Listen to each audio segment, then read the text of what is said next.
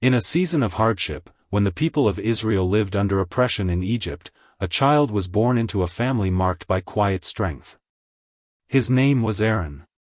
Aaron was born into the tribe of Levi, a family set apart for sacred duties.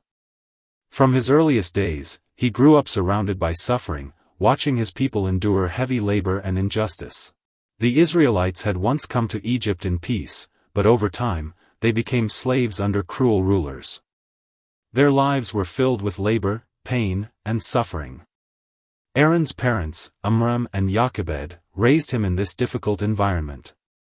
From a young age, Aaron understood what it meant to struggle. He saw his people suffer, and he felt the weight of their cries. As he grew, Aaron became known for his calm nature and his ability to speak well. He had a gift with words, a quality that would later define his role. But at that time, he was simply living among his people, sharing in their hardships. Aaron had a younger brother named Moses. Their lives would later become closely connected in ways neither of them could have imagined. Years passed, and Moses left Egypt after a sudden turn of events. For a long time, Aaron remained behind, continuing his life among the Israelites. Life went on, but the suffering did not end. Then one day, everything changed. God spoke to Moses in the wilderness, calling him to return to Egypt and lead the Israelites out of slavery. But Moses hesitated. He doubted himself, especially his ability to speak. So God gave him help. He chose Aaron. God told Moses that Aaron would be his voice. When Moses felt unsure, Aaron would speak. When the message needed to be delivered, Aaron would stand beside him. And so, the two brothers were reunited. Aaron met Moses in the wilderness, and together they returned to Egypt, carrying a mission that would challenge the most powerful ruler of their time. Standing before Pharaoh, Aaron spoke with boldness. He delivered God's message, "Let my people go." Pharaoh refused. What followed were signs and wonders unlike anything Egypt had ever seen. Aaron played a key role in these moments. His staff became a symbol of God's power. Through it, miracles were performed, waters turned to blood, plagues swept across the land, and Egypt was shaken. Aaron stood firm, speaking again and again, even when Pharaoh's heart remained. Finally, after the last and most devastating plague, Pharaoh relented. The Israelites were free. Aaron walked out of Egypt with his people, witnessing a moment that had been long awaited. But freedom was only the beginning. The journey through the wilderness was not easy. The people complained, struggled, and often lost faith. Leadership became difficult.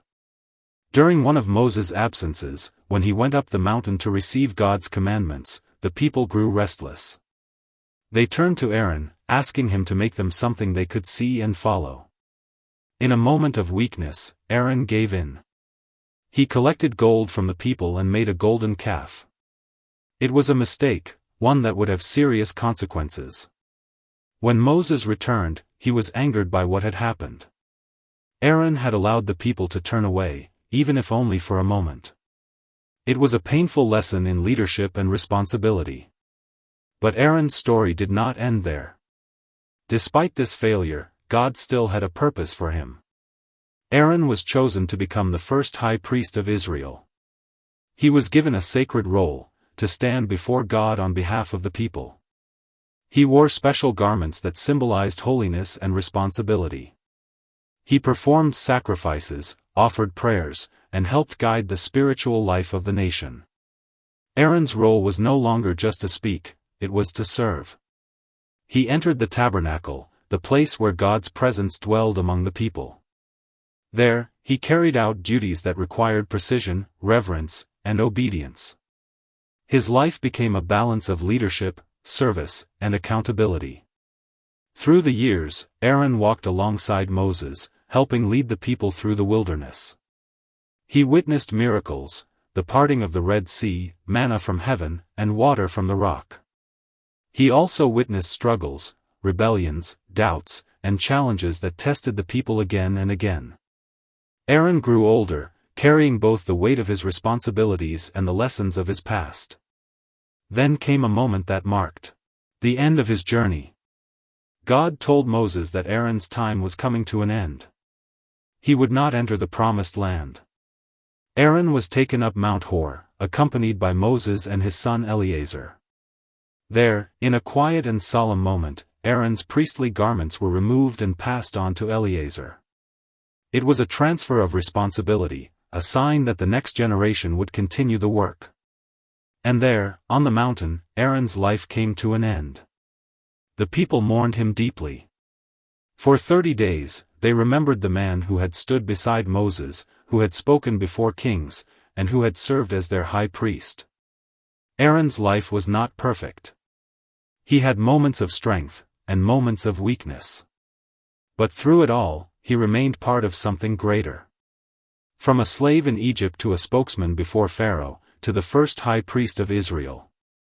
His journey was one of purpose, growth, and responsibility. Aaron's story reminds us that even those chosen for great roles are still human. They can fall, learn, rise, and continue. What matters is not perfection, but obedience and the willingness to keep going.